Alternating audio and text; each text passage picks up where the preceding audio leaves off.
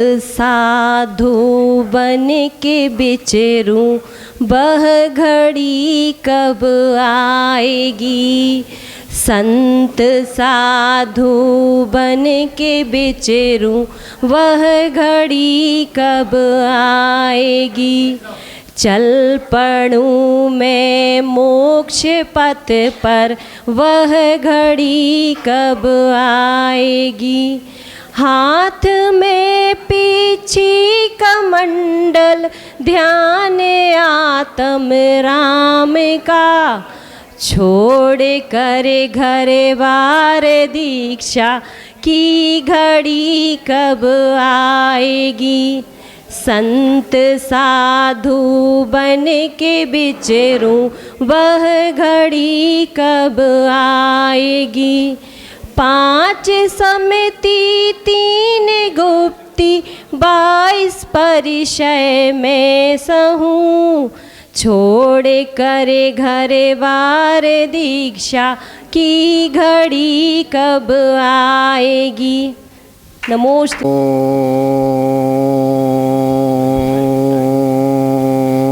नमः सिद्धेभ्यः। ओम नमः सिद्धेभ्यः। ओम नमः सिद्धेभ्यः। नमो हरिहन्ताणं, नमो सिद्धाणं, नमो आयर्याणं, नमो वज्झायाणं, नमो लोये सवसाहुणं। नमः श्रीवर्धमानाय निर्धूतकलिलात्मने, सालोकानां ते लोकानां यद्विद्यादर्पणाय ते। बोलो अनंतानंद वशिष्ठ भगवान की, बोलो चिंतामणि पार्श्वनाथ भगवान की, बोलो 24 तीर्थंकर भगवान की जय। आचार्य श्री विमल सागर जी महाराज की, आचार्य सन्मति सागर जी महाराज की, परम पूज्य आचार्य श्री विराग सागर जी महाराज की, पट्टाचार्य श्री विश्व सागर जी महाराज की जय। आचार्य श्री विभव सागर जी महाराज की, द्वासांग जिनवाणी माता की जय।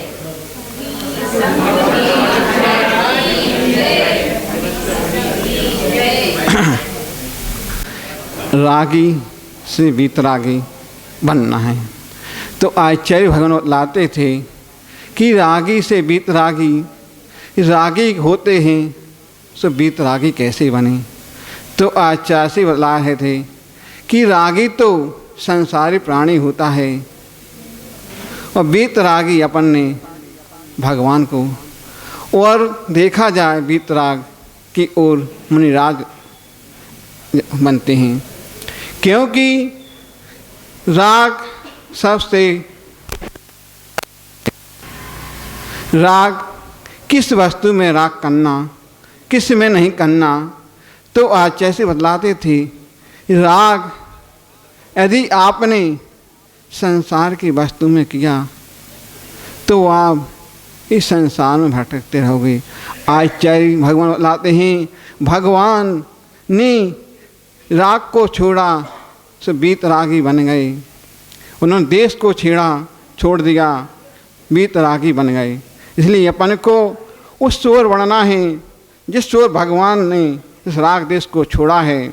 और आचार्य भगवान होते हैं कि अपने अन्य समताओं में भगवान और अपने दिगंबर समता में क्या अपन देखा है वीतराग भगवान ना किसी से राग करते हैं और ना उनको किसी से, उनके पास ना स्त्री होते हैं, ना उनको चांदी से मतलब, ना मुकुट से मतलब, ना हीरा से, ना पन्ना से।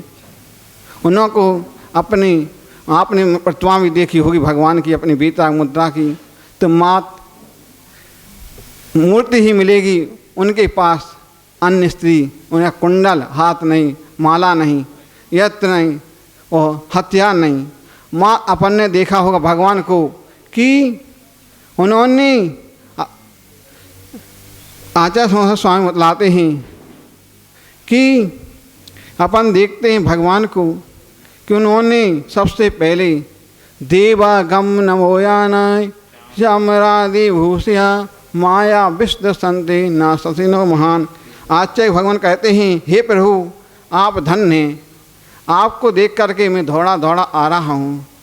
आपको मात क्या देखा, आपको यत्र शस्त्र देख करके नहीं, आभूषण को देख करके नहीं, आपकी मान मुद्रा को देख करके मैं धन्य हो रहा हूँ। मेरे नेत्र तृप्त नहीं हो पा रहे हैं, मैं किससे नहारूँ, कैसे निहारूँ। तो आचार्य भगवान लाते हैं कि समर्थ स्वामी बता रहे थे, देवागम नवो याना है, आपका समोसन स्वधर्म लगा देता है, आपको छत्र ढराते हैं, भावंडल लगते हैं, आपको उनसे नहीं, आपको चमन ढराते हैं। तो आचार्य भगवान कहते हैं, हम लोग आपको क्या, आपके गुणों की वंदना करते हैं, आपके गुण कैसे हैं, उनके गुणों तब तदगुण नब्द वंदे, आपके गुणों की वंदना करता हूँ। वे आचार्य से बतलाते थे, एक अच्छा उदाहरण दिया था जहाँ लोग संग में रहते थे कि एक राजा ने अच्छा बड़ा महल बनाया। महल तो बना लेता है, उसने उसको कोई कमी नहीं रहना चाहिए।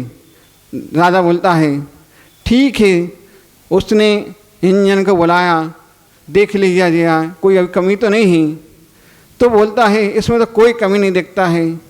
तो राजा कहता है इसका उद्घाटन करना है हमको, उद्घाटन करने से पहले इसकी घोषणा कर देता हूँ, कोई भी इस देश में या गांव में हो इस महल की कोई कमी हो तो अभी बता दो, उसकी मैं पूर्ति करूँगा। तो पूर्ति तो करूँगा तो कैसे करूँ। राजसभा बैठ जाती है, सब लोग बैठ जाते हैं। तो एक वृद्ध व्यक्ति आता है कि इस राजमहल में तो कमी तो हैगी, तो वहाँ 3 कमी हैं। तो राजा वृद्ध बूढ़ा व्यक्ति बोलता है कि इसमें कमी है कि इसमें जिसने जो बनाया है, जिसने ये व्यक्ति ने बनाया है वो रहने वाला नहीं है, क्योंकि ये चूना मिट्टी का है, इसका कोई भरोसा नहीं है। तो दूसरा बोलता है कि जिस मिस्त्री ने बनाया है वो भी नहीं रहेगा। और तीसरा व्यक्ति बोलता है कि जिसने इसको देखभाल करना है वो भी नहीं रहेगा। इसी प्रकार इस संसार का है कि कोई किसी का ना रहेगा ना होगा। आपको भी आप तो सोचते हो कि हमने इतने मकान बनाए, इतना धन संपत्ति है, तो कोई किसी की नहीं रहेगी, ना रहने वाली है। इसलिए अपन को भी सोचना चाहिए कि धन संपदा से राग देश नहीं करना है, इसको छोड़ना है। हमने जब देखा था संयम भैया को कि कैसा सुकुमार मुनि, जिस प्रकार सुखोसन मुनि थे, इसी प्रकार का वो भैया था कि जब लोग आते थे, जब उसको इतनी गर्मी लगती थी, पसीना आता था, माँ तो कहती, जब सबसे पहले बड़ा गांव में आया था उसने बोला आचार्य श्री हमको ब्रह्मचारी विद्या दो। ठीक है माँ ने कह दिया अब तो ले लो। एक उसने बोला आजीवन, माँ ने कहा ना नहीं दिया जाएगा अभी तो। ठीक है आचार्य श्री, तो 1 साल का माँ ने कहा ठीक ले लो। माँ ने बहुत अच्छा अपने हृदय पे हाथ रखा, कैसे ठीक है मान लेती है। फिर इसके बाद दोबारा फिर वहाँ जाता है, पूछते पाछते कि महाराज जी कहाँ पर हैं, लेता है। ठीक है आते आते फिर वो बड़ा गांव में आ जाता है, रहता है, उस पर बैठता है, स्वाध्याय चल रहा था गौ मठा जीव कांड का। आचार्य से कहते बैठ जाओ। वो जाता है कहाँ बैठें, तो वो जाता है सुदूर साहब के पास बैठ जाता है और उसको लगता है डर, तो मैं क्या करूं कि सुदूर साहब के पास बैठना है। और जब मिल जाते हैं तो वो डर भी छूट जाता है। हमने खुद देखा उसको, जहाँ छत्तीसगढ़ ऐसी नगरी हम क्योंकि होकर आए हैं जहाँ पर कोई निकलने की संभावना नहीं है। केवली की खदाने, वहाँ जहाँ देखो केवली का ना होकर एक हीरा निकला है। हीरा ने इतना नहीं, अभी आप उसको देखोगे, अभी देखना वो जहाँ तक ऊपर गांव में अपन बुलाएंगे उसको, क्या आप कहेंगे कहाँ, जिसके घर में 4 भाइयों में एक भैया था, बच्चा था, उसने सबको छोड़ दिया, कोई कमी नहीं थी घर में। जिस प्रकार राजा के पास कोई कमी नहीं थी, उसके घर में कोई कमी नहीं थी। उन्होंने बोलते थे बेटा दीक्षा, तो माँ बोलती थी अभी तो दीक्षा नहीं लेना, तो बोलता फिर भी उसने बहुत कही माता हाथ जोड़ लो, मेरे कोई कमी नहीं, अब तो हमको दीक्षा लेना। माँ बोलती नहीं अभी तो नहीं लेना, कम से कम 3 साल रुक जा बेटा, 3 साल रुक जा। माँ वो बोलता नहीं अब तो हमको लेना ही है, कोई भरोसा नहीं है कब किसका क्या हो जाए।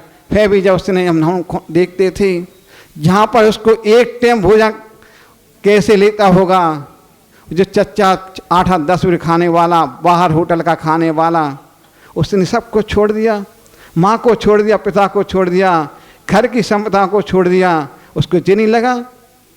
कह दी को पैदल चलता था, उसको 5 पैरों में छाले आ जाते, हम लोग देखते थे कैसे होगा। जिसको प्यास लगती थी ठंडा ठंडा पानी फ्रिज का पीने वाला, गरम गरम रोटी खाने वाला, कहाँ कहाँ ठंडी ठंडी रोटी मिलना है, वो भी नमक मिलना कभी नहीं मिलना है। इसको भी अपने आप ने मजबूत किया है। कैसे कैसे हमको खुद लगता था जी कैसे निकलेगा। और जब केसलों छू रहे थे उसने शरीर को नहीं देखा, वहाँ 1-1.5 घंटे पूरे केसलों छू गए। अभी तो जब अब क्या कि अब तो स्वयं आपको करना है, जब संघ से आज्ञा मिली आपको संघ बन गया। अब फिर भी आया अब केसलों कैसे करना है, अब केसलों कैसा, अब तो अभी तो जैसे महाराज जी कर देते थे, महाराज जी आप कर दो ठीक कर देते थे, अपने स्वयं उसने अपने हाथों से केसलों किए। तो बोल रहा था अभी महाराज जी अभी तो आपकी याद आ चुकी है, आ रही थी कि महाराज जी आप होते तो हमको केसलों में ऐसी बात नहीं आती थी। फिर भी साधु अपने जीवन को यूँ नहीं अपने संयम में मौजूद रहते हैं। उन्होंने अपने व्रतों में इतने मौजूद हैं कि जहाँ पर 1 नहीं 3-3 4 अंतरा रहते हैं। और बिहार में भी हमने देखा है कभी पैदल चलने को तैयार नहीं होता था वो, फिर भी अब देखो कहाँ 15-20 किलोमीटर 25-30 किलोमीटर पैदल चलते हैं, वो अपने आप में मौजूद। और यहाँ पर घर में AC पंखा से बाहर नहीं निकलता था। ब्रह्मचर्य अवस्था में हम लोग कहते थे भाई संयम भैया तुम दीक्षा तो लेने को तैयार हो रहा हो, पंखा नहीं छूट रहा तुम्हारा, AC नहीं छूट रहा, कैसे लोगे। जब आता है जिसका वो अपने आप में स्वयं, जिसने माँ को छोड़ दिया तो ये AC पंखा छूटना क्या होता है, उसने वो भी छोड़ दिया। हम लोग बोलते थे अब तो तुम दीक्षा तो ले रहे हो, छूट जाएगा पंखा, कल नहीं बता देंगे। तो हमको भी लगता देख लो उसने बता ही दिया है। और इतना कि नहीं, जहाँ उसको उपास करने में पीड़ा होती थी कैसे पालना करें, अब तो पालना भी कर लेता, अच्छे से अपने व्रतों को नतीजा पालन कर रहे हैं। उन माता पिता को धन्य मानते हैं जिस माता ने अपने बालक को आपके जिन शासन के लिए निछावर कर दिया है और वो प्रभावना कर रहा है। ऐसे माता पिता को धन्य मानते हैं जिन्होंने उस छत्तीसगढ़ के जहाँ से कोई निकलने वाला नहीं है, उन्होंने अपने आप को छोड़ दिया है। ऐसे माता पिता को मैं आशीर्वाद देता हूँ। और भी हम कहे थे माँ आपने बोल दिया, अभी बोल रही थी पिछी कमंडल, आप भी अब आगे बढ़ के गए।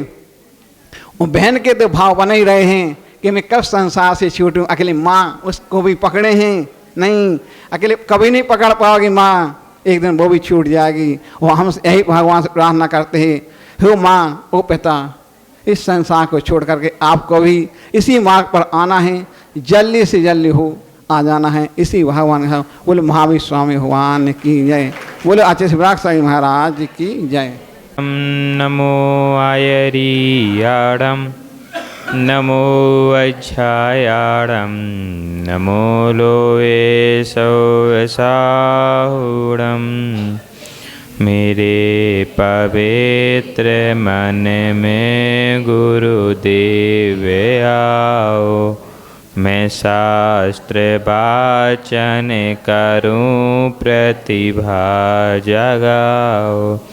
अरिहंत भासित सभी श्रुत देवताओ,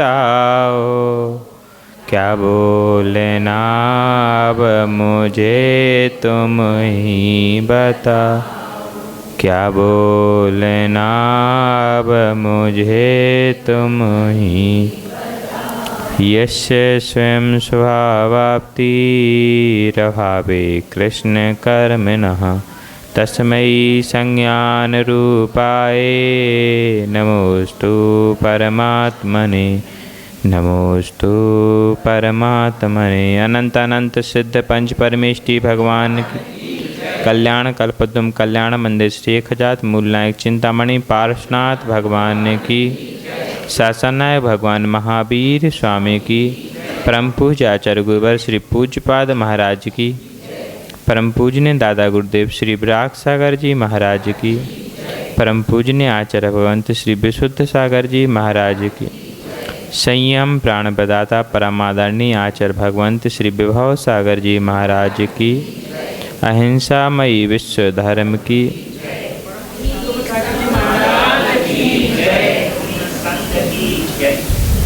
आज के मंगलाचरण में छुटपन की यादें ताज़ा हो गईं। जब छोटे थे तब स्कूल में प्रार्थना करते थे, इतनी शक्ति हमें देना दाता।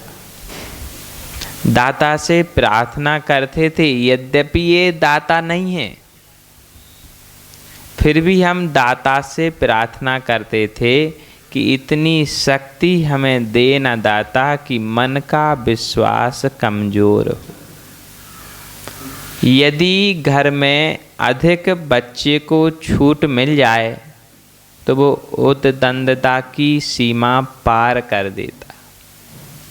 तो अर्थ समझना, घर में जो पिता दाता के समान हैं, उन पिता के लिए संबोधन किया जा रहा है कि बच्चे को इतना लाड़ नहीं देना कि बच्चा बिगड़ जाए।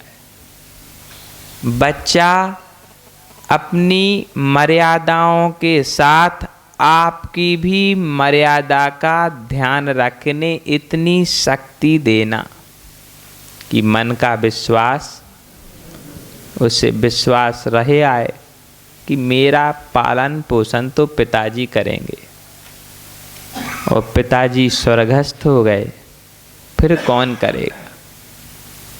तो उस समय वह असहाय ना हो जाए, इसीलिए प्रार्थना के माध्यम से प्रार्थना बालक करते थे और समझाया जाता था माता पिता को।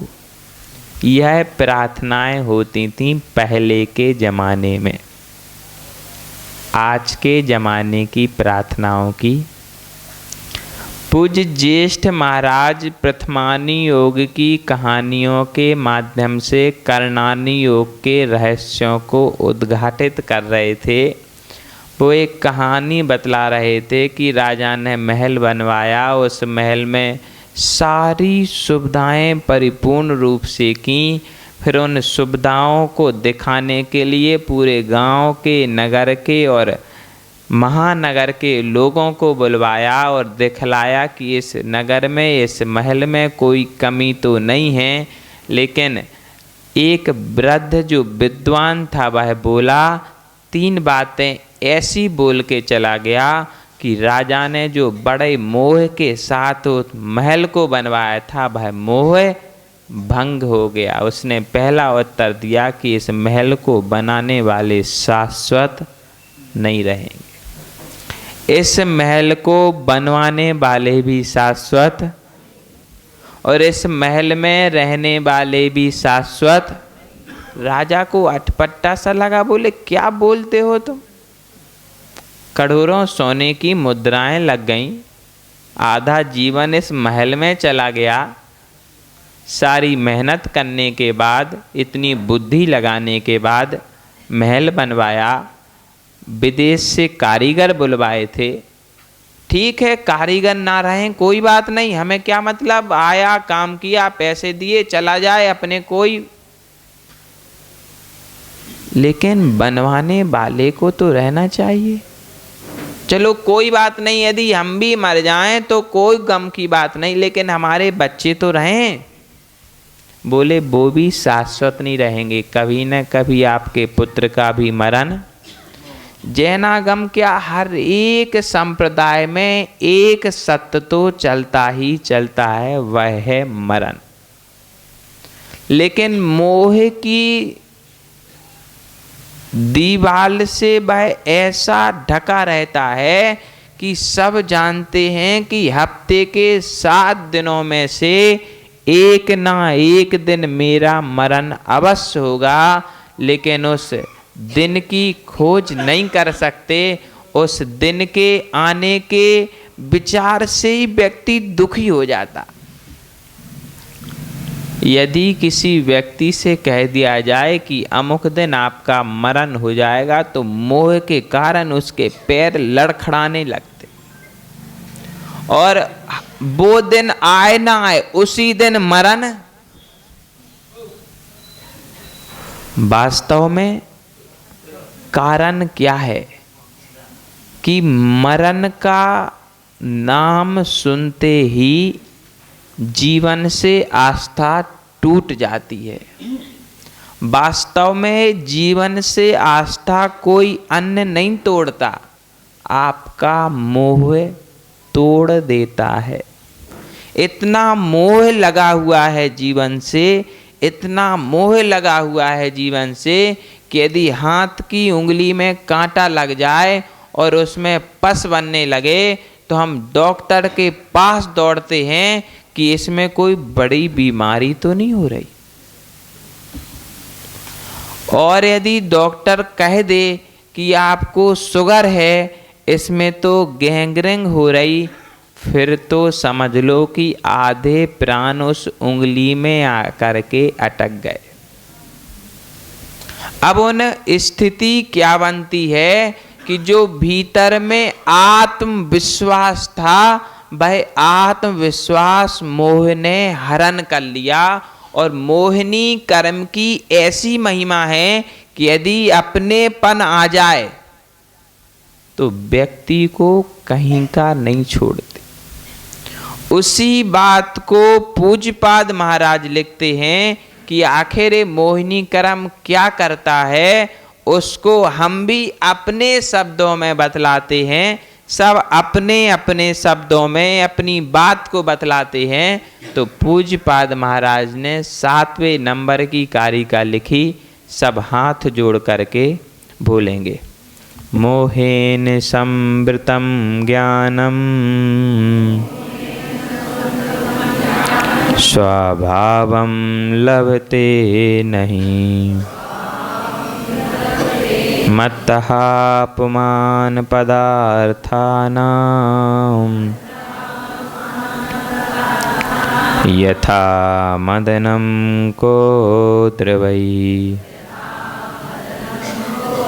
मोहेन संवृतं ज्ञानं स्वभावं लभते नहीं, मत्तः पुमान पदार्थानां यथा मदनं कोत्र वै। बोलिए।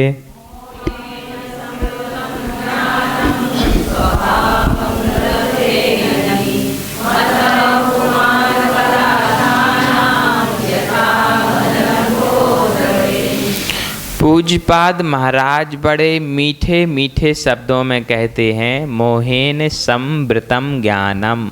मोहेन मोह, संवृतम ढक लेता है, ज्ञानम ज्ञान को। बोले निद्रा क्या है, तो अस्तमित ज्ञान ज्योति निद्रा। बोले जो ज्ञान को ढक लेती है वह निद्रा है। ऐसे ही मोह क्या है, तो अस्तमित ज्ञान ज्योति मोहम।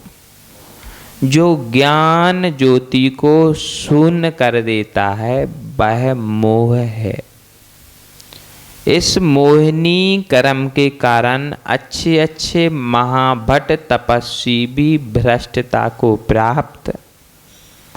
कारण मात्र इतना ही है कि जब मोह जागृत नहीं होता तब वैराग्य दिखता है, और जैसे ही मोह जागृत हो जाता तब राग दिखने लगता है।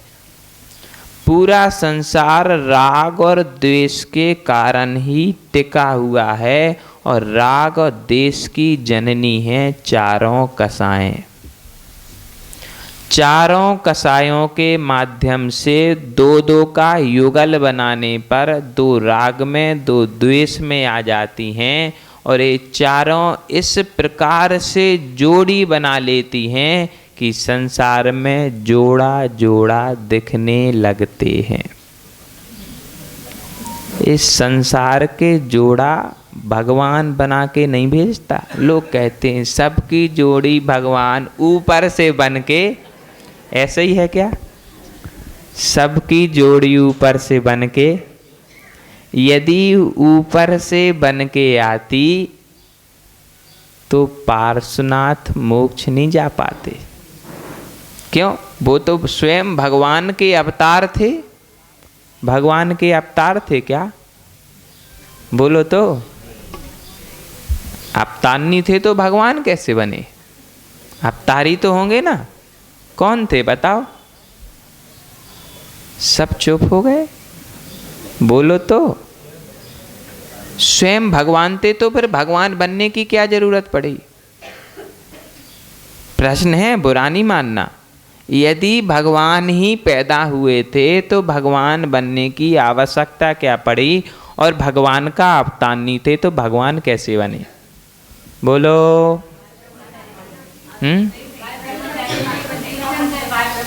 वो बाल ब्रह्मचारी तो अलग विषय हो गया। कहने का मतलब यह है, अपनी बुद्धि में स्थापना कर लेना, जैन धर्म में अवतारवाद नहीं चलता है। एक बार जो कृत्य अवस्था को प्राप्त हो गया, सिद्धालय से कोई अवतार लेगा क्या? जिसने जन्म और मरण का अंत कर दिया वो पुनः इस लोक में जन्म लेके आएगा क्या? अवतारवाद तो खत्म हो गया। अब कौन थे? भगवान थे ना। बोलो तो। अवतारवाद समझ में आ गया? अवतार नहीं लिया था, पक्का हो गया। बोलो हाओ। अब बताओ, भगवान थे ना? भगवान थे क्या? यदि कहो कि तीर्थंकर थे तो तीर्थंकर प्रकृति का उदय कौन से गुण स्थान में होता है? तो तीर्थंकर भी नहीं हुए, फिर कौन थे? भगवान थे नहीं। थे क्या भगवान? अवतार लिया नहीं था। उसके बाद तीर्थंकर भी नहीं थे। उदय 13वें गुण स्थान में आता। आपने बताया, हमने नहीं। अब कौन थे पार्श्वनाथ भगवान? वे ऐसे पुण्य आत्मा पुरुष थे कि जिन्होंने अपनी तपस्या के बल से अपनी आत्मा को परमात्मा बना लिया। मात्र उनकी सत्ता में पुण्य था इतना कि वैराग्य उन्हें ब्रह्मचर्य अवस्था में ही आ गया। बोले ब्रह्मचर्य अवस्था क्या है? तो उत्तम ब्रह्मचर्य धर्म में आचार्य कार्तिकेय स्वामी कार्तिकेयानुपेक्षा में लिखते हैं, गुरुकुल वासो ब्रह्मचर्य। जब तक आप गुरुकुल में अध्ययन करते हो तब तक ब्रह्मचारी कहलाते हो, और उस अध्ययन की अवस्था में भगवान को वैराग्य जग गया। इसलिए ब्रह्मचारी अवस्था में वैराग्य उत्पन्न होने के कारण उनका नाम पला बाल ब्रह्मचारी। आप लोग इतना स्वाध्याय करते, इतनी सी भी बात पता नहीं थी? या यूं कहो पता थी तो बताई नहीं। कैसा कहा जाए? ऐसा अच्छा रहेगा, आपको पता तो सब है लेकिन बोलते कि अपना बोल के क्यों एनर्जी वेस्ट करना पड़े। जो सामने वाला बोल रहा है वह उत्तर भी देगा, प्रश्न खड़ा किया तो। अब यदि ऊपर से जोड़ी बनकर के आती थी तो पार्श्वनाथ की जोड़ी कहाँ गई? नेमिनाथ के साथ तो बात बनती है कि ऊपर से जोड़ी बन के आई थी, यहाँ बनते बनते बिगड़ गई। ऐसे ही है ना? कथा सुनी ना आपने, वो पशुओं को बाड़ा था तो वो हत्या के कारण भगवान को वैराग आ गया, विवाह नहीं हुआ और वन को।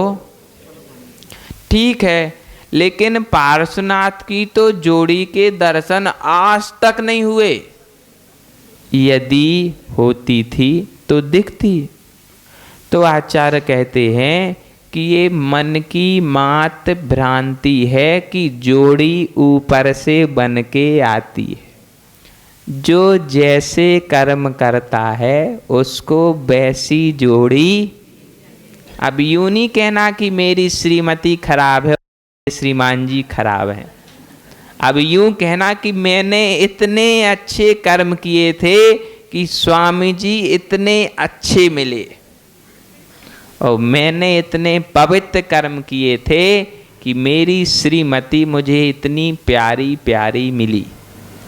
यदि ऐसा कहोगे, बात मानना हमारी, तो सुखी रहोगे। यदि नहीं कहा ना तो फिर समझ लेना बाजू वाले के घर जाना पड़ेगा भोजन के लिए, और बाजू वाला भी यूं कहेगा कि हमने भी ऐसे ही कहा था इसलिए आज भोजन। यदि आधार शिला ही टूट गई तो फिर आधी किस काम का। इसीलिए सुखी रहना हो तो मेरी एक बात अवश्य मानना, सामने तो प्रशंसा करना ही करना, पीठ पीछे आपकी मर्जी। मायाचारी का फल आप भोगोगे। लेकिन यदि हम कहें दोनों जगह बाध्य कर दें कि सामने भी प्रशंसा करना और पीछे भी प्रशंसा करना, फिर हृदय की बात किससे कहोगे। हम बाध्य नहीं कर सकते आपको, आपको अपने हृदय की बात भी तो रखना पड़ेगी ना। इसीलिए कुछ कुछ सूत्र आप मानते रहना। तो बतलाया कि बोले कसाय के कारण राग द्वेष होता है, और राग द्वेष की स्थापना होती है कर्मों के आधार पर, और उन कर्मों की विचित्रता से जोड़ियां बनती हैं, और उन जोड़ियों को जिंदगी भर भोगते भोगते हम जोड़ियों का आनंद नहीं भोगते, हम अपने कर्मों का आनंद भोगते हैं। ये है जैन धर्म का कर्म सिद्धांत, जो किसी को भी नहीं छोड़ता। सब उसकी एक तराजू के दोनों पल्लों पर तौल करके प्रमाण पत्र सामने दे देता कि मोहेन संवृतम ज्ञानम। यदि मोह से ज्ञान ढका हुआ है तो आपका ज्ञान अज्ञान की श्रेणी में ही है। कब तक? जब तक मोह ढका हुआ है। कुंद कुंद भगवान से पूछा, बोले पूज्यपाद महाराज तो फंसा रहे, हमारा घर टूट जाएगा महाराज पूज्यपाद की बात मानेंगे तो। आप बोलो आप क्या कहते हो। तो कुंद कुंद भगवान ने अष्टपाहुड़ में लिखा, कोहम नसदी बोहम। क्रोध बोध का नाश कर देता है। तो बोले क्रोध क्यों आता है? जब बोले मन का स्वार्थ पूर्ण नहीं होता तब क्रोध आता है। बोले क्रोध है क्या? बोले कसा है, काय में आती? बोले राग द्वेष में ही आती है, अन्यत्र नहीं आती। बोले महाराज हम तो आपके पास शरण मान करके आए थे, आपने तो और अधिक फंसा दिया। वो ही पूज्यपाद महाराज कहते थे राग द्वेष, और वही आप कहने लगे। अब मैं जाऊं तो जाऊं किसके पास? बोले ज्ञान की शरण में जाओ। बोले ज्ञान की शरण कहाँ है? बोले निज आत्मा का संबोधन पाओ। बोले कब मिलेगा? जब भीतर आओगे। बोले भीतर कब आ सकते? बोले ध्यान करते हो क्या आप? बोले नहीं, समय ही नहीं है। मन तो बहुत होता कि प्रतिदिन ध्यान किया जाए, लेकिन समय नहीं मिलता। तो बोले प्रातः काल ब्रह्म मुहूर्त में किया करो। बोले उठने से फुर्सत मिले तब करें। बोले फिर कैसे आपका कल्याण होगा? कोई चिंता की बात नहीं, कल्याण हो या ना हो, लेकिन हमारी जोड़ी बनी रहे, बस इतना ही चाहिए। बस आप ये बोल दो कि मोह ज्ञान को ढकता नहीं है, तो हमारा सारा काम बन जाएगा। बात इतनी तो है कि हमें बच्चों से मोह है, हमें बच्चों की माँ से मोह है, इसीलिए हमारा संसार बढ़ता चला जा रहा है। बोले मोह किस प्रकार का है? थोड़ा बहुत है कि अधिक है? स्वभावम लभते नहीं। बोले थोड़ा सा मोह नहीं है, मोह इतना प्रगाढ़ है कि अपने स्वभाव का लाभ नहीं ले पाते। यदि आपको पता चल जाए कि घर में जाने से संसार बढ़ेगा, तो घर जाओगे क्या? बोलो बोलो ना, बजने दो 10 बजे की घर की याद आने लगी। आचार्य कहते हैं कि आपको पता है स्वभावम लभते नहीं, मोहेन संवृतम ज्ञानम। मोह आपके ज्ञान को इस प्रकार से ढके हुए है कि स्वभाव का प्रकाश मिलता ही नहीं है। जिस घर में सूर्य का प्रकाश ना जाए, उस घर के अंधकार को कोई दूर नहीं कर सकता। वैसे ही जिसका मोह अभी प्रगाढ़ है, उसके ज्ञान कोई प्रकाशित। जब जब ज्ञान को प्रकाश में लाना होगा, तब तब मोह को ढकना होगा। ये अभी जो आप यहाँ बैठे हो, ये मोह छोड़ करके बैठे हो, तब स्वभाव की प्राप्ति हो रही है। ये मोह लगा रहता तो घर छोड़ के नहीं आते। आते क्या? यदि इतना सा मोह छोड़ा, इतना अधिक लाभ मिल रहा है, यदि पूरा मोह छोड़ दोगे तो सिद्धालय भी तुम्हें अपने पास बुला लेगा। जबकि सिद्ध भगवान किसी को बुलाते, लेकिन सिद्धालय जरूर बुलाएगा। वो बुलाए बिना नहीं मान पाएगा। वह कहेगा कि जो सुख मोह से ढका हुआ था, वो तुमने मोह छोड़ने के कारण सुख प्राप्त कर लिया, अब कहाँ जाते हो? अब तो सीधे इकड़े या, मराठी में बोलते ना, यहाँ आओ। सिद्धालय भी कहेगा कि यहाँ आना ही पड़ेगा। मोहेन समृतम ज्ञानम स्वभावम लभते नहीं, मत्ता पुमान पदार्था नाम। अब सिर्फ ज्ञान की परिभाषा नहीं दी, मोह की परिभाषा नहीं दी। बोले यदि इतने पे भी नहीं समझे हो तो हम उदाहरण भी देते हैं। पहले कोदों को था, आलोचना पाठ में लिखा, कभी सामायिक पाठ में, कभी वासना की सरिता का गहन सलिल मुझ पर छाए, पी पी कर विषयों की मदरा मुझ में पागल। ये मोहिनी कर्म का महात्म है कि उस कर्म के वशीभूत होकर के हम अपने स्वभाव को इस प्रकार से भूले हैं कि कोई घर में आकर के हमें हिला करके कहे कि छोड़ो ये मोह, तो हम उससे कहेंगे कि तुम मूर्ख हो, मेरे घर का ठाट बाट तो देखो। आचार्य बतलाते हैं कि यदि 8 कर्मों में कोई दमदार है तो एक कर्म है मोहिनी कर्म। उसको छोड़ने में अच्छे अच्छे लोगों का पसीना छूट जाता है, लेकिन मोहिनी कर्म नहीं छूटता। बोले मोहिनी कर्म की इतनी हिम्मत है तो आखिर ये बना किस चीज से है? इस मोहिनी कर्म में इतना सामर्थ्य आया कहां से है? तो बोले आपके घर की गली में कुतड़ा देखा क्या? कुतड़ा जानते? नहीं जानते? कुत्ता, कुतड़ा बोलते ना उसको। क्या उतना उच्चारण स्पष्ट नहीं आता? ये भाषा का प्रभाव है। कुत्ता तो जानते ना। यदि उस गली में कोई अपरिचित व्यक्ति आ जाए तो वो भौं भौं करके पूरे मोहल्ले को बता देता है कि ये हमारी जाति का कोई नया कुत्ता यहाँ।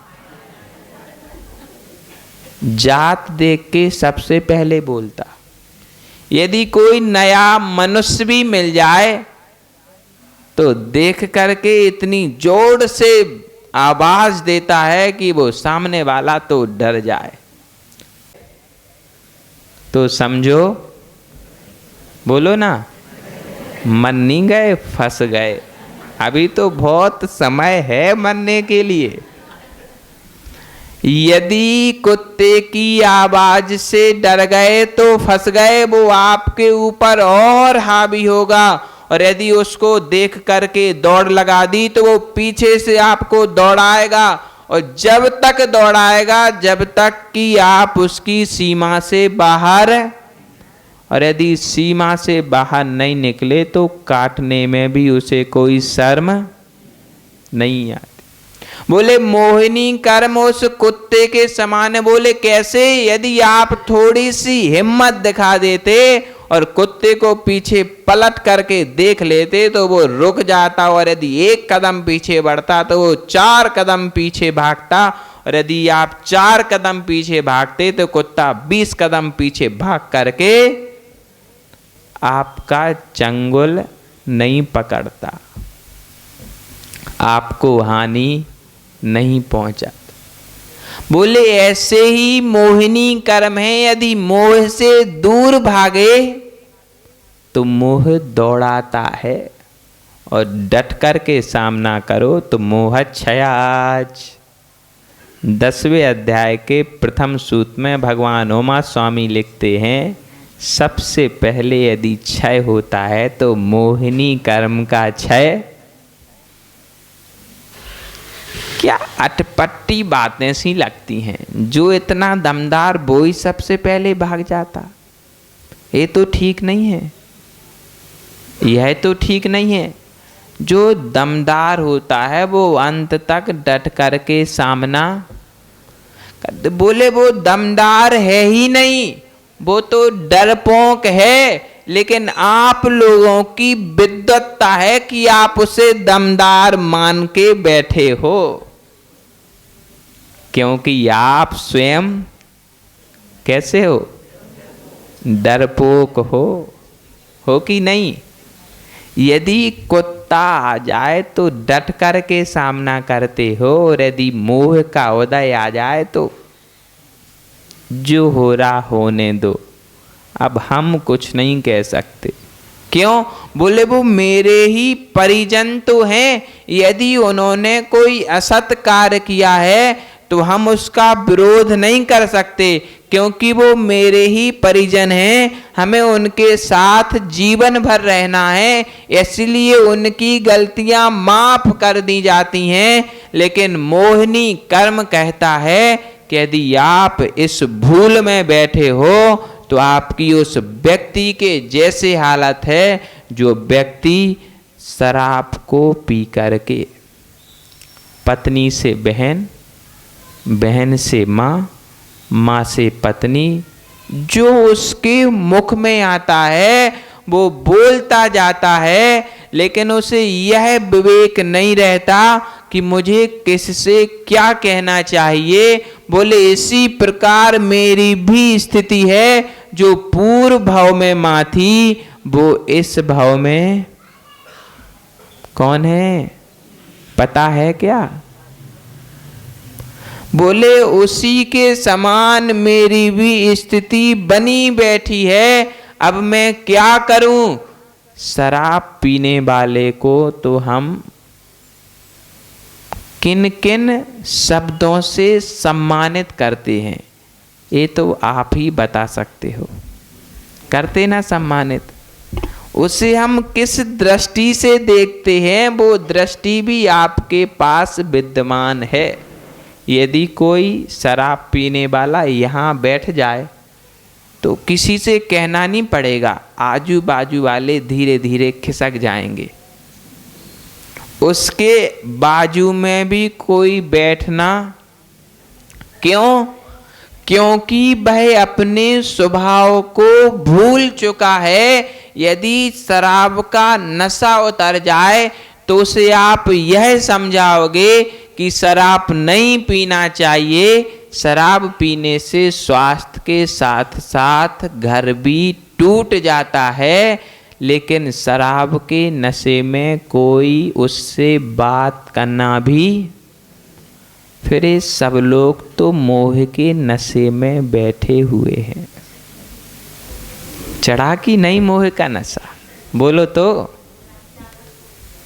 हो, अभी आधा छूटा नहीं है। अभी वो घर में जो बिटिया बैठी है ना, उसका मन है कि मुझे भी मोक्ष मार्ग पे जाना है। जिस दिन उसको वरी कर दोगे, उस दिन समझेंगे कि आधा छूट गया। अभी तो ये स्वयं के वैराग्य से निकला है। यदि ये माँ चाहती तो जिंदगी में कभी उसे दीक्षा नहीं दिलाती। बुरा लगे तो भले ही लग जाए। हृदय पे हाथ रख के बोलना सत्य है कि नहीं? वो तो बेटे के इतने प्रबल वैराग्य के परिणाम थे कि तुम्हारी मोह के आंसुओं ने उसे फंसा नहीं पाया, और उसके आंसुओं में तुम बह गई और दीक्षा के लिए हाँ बोलना पड़ा। गुरुदेव ने कह दिया, जब तक माँ नहीं कहेगी तब तक हम दीक्षा नहीं देंगे। बोले अब तो माँ को मनाना ही पड़ेगा। हमारे पास आया, बोले महाराज क्या विधि है? हमने कही देखो, माँ कितनी भी पक्की हो, यदि बेटा रोने लगे तो माँ भी रोएगी, पक्का है। तुम्हें फोन पे बात करते करते सिर्फ रोना है, आंसू आए या ना आए, क्योंकि कोई देख तो रहा नहीं। यदि तुम रो दोगे तो मैं लिखित दस्तखत दे सकता हूं कि माँ भी दीक्षा के लिए हाँ भर सकती है। आध घंटे बाद वह उछलता हुआ आया, बोले महाराज आपकी ट्रिक तो काम कर गई।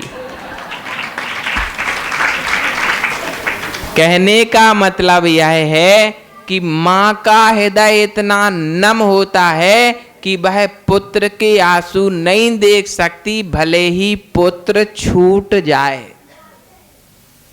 अब पुनः वह इनकी गोद में आकर के नहीं बैठ सकता। भले ही हृदय में पीड़ा हो, भले ही हृदय रोता रहे, लेकिन बाहर से मुस्कान आ ही जाती है कि मेरा बेटा आज जगत का सर्वश्रेष्ठ पद, निर्ग्रंथ पद पे बैठा हुआ है। लोग अपने बच्चों को इंजीनियर तो बना लेते, जज बन जाएं कोई बड़ी बात नहीं, बड़े बड़े व्यापारी बन जाएं कोई बड़ी बात नहीं, लेकिन आज यदि नाभि राय और मरु देवी को याद किया जाता है तो भगवान आदिनाथ के कारण याद किया जाता है। क्यों? क्योंकि उनकी कुक्षी से जन्मा हुआ पुत्र इस समय का प्रथम तीर्थंकर हुआ, इसलिए आदिनाथ और मरु देवी को सम्मान की दृष्टि से देखते हैं।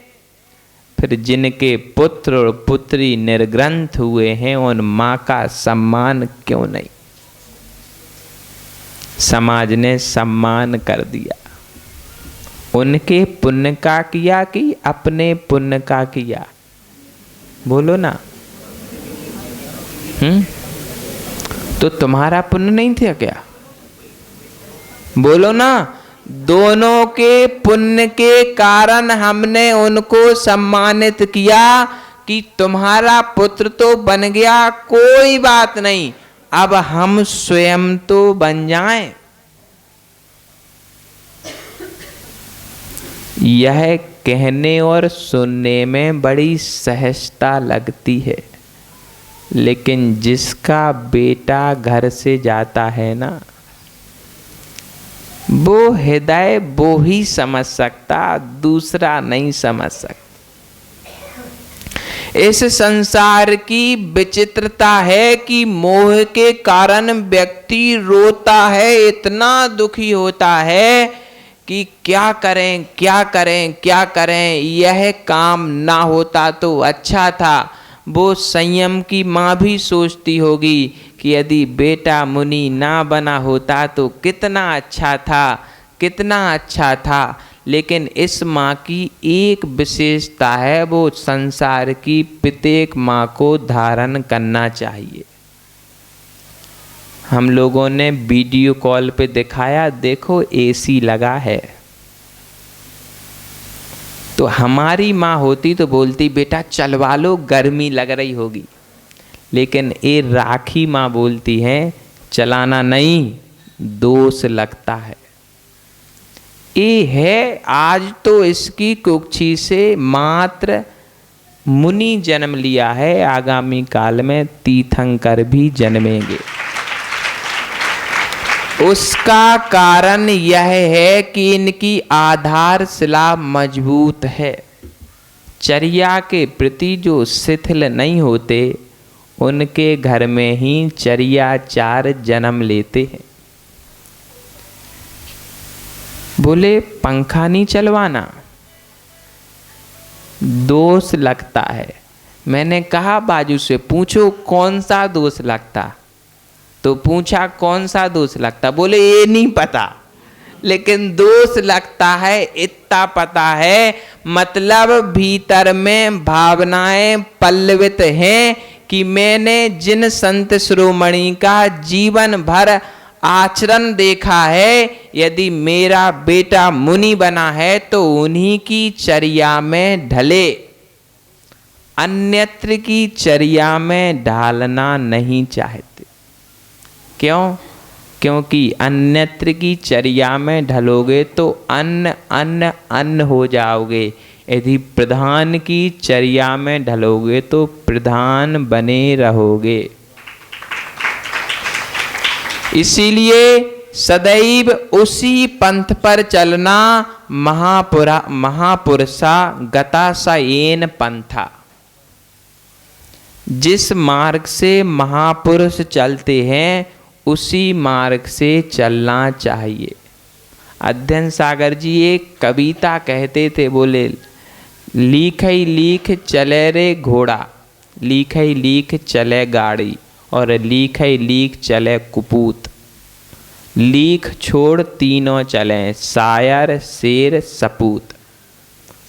यदि उत्तम पुत्र होगा तो आप जो व्यापार करते हो उस व्यापार पर आश्रित नहीं होगा, उससे कुछ अधिक जरूर करेगा।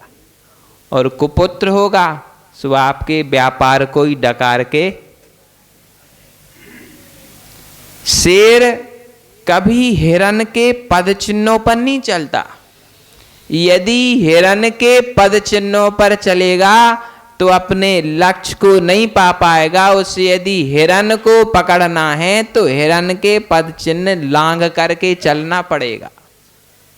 शायर यदि दूसरे की कविता को देख करके कविता लिखे तो उसकी कविता कभी प्रसिद्धि को प्राप्त। इसलिए तीनों लाइन छोड़ करके चलते हैं, इसीलिए प्रसिद्धि को पाते हैं। यदि हमें प्रसिद्धि को पाना है तो लाइन छोड़ने की जरूरत नहीं है। हमें तो मात्र महापुरुषों के निकाले हुए मार्ग पर चलना है। यदि महापुरुषों के मार्ग पर चलोगे तो अवश्य महापुरुष बन जाओगे, और नहीं चलोगे तो फिर यदवा तदवा बहुत से पुरुष दिखने को मिलते हैं, लेकिन उन पुरुषों की पूजा नहीं होती। क्यों नहीं होती? क्योंकि वे महापुरुष नहीं हुए हैं। मोह के आवरण को यदि हटा लोगे, बहुत अधिक और बहुत कठिन काम नहीं है।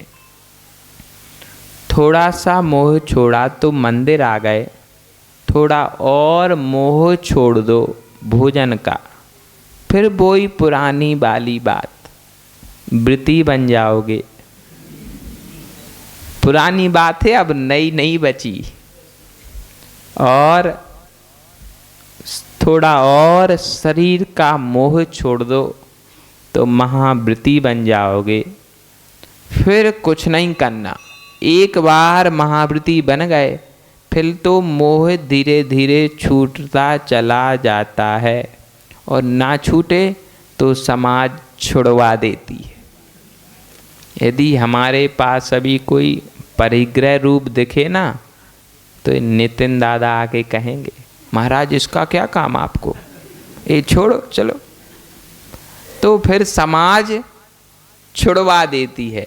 बस एक बार आप अपनी तरफ से मोह छोड़ दो, मोह छूट गया तो अस्तमित ज्ञान ज्योति मोहम, जो ज्ञान की ज्योति ढकी हुई है वह प्रकाश में आ जाएगी। और एक बार यदि दीपक जल गया तो पूरे कमरे को प्रकाशित कर देगा।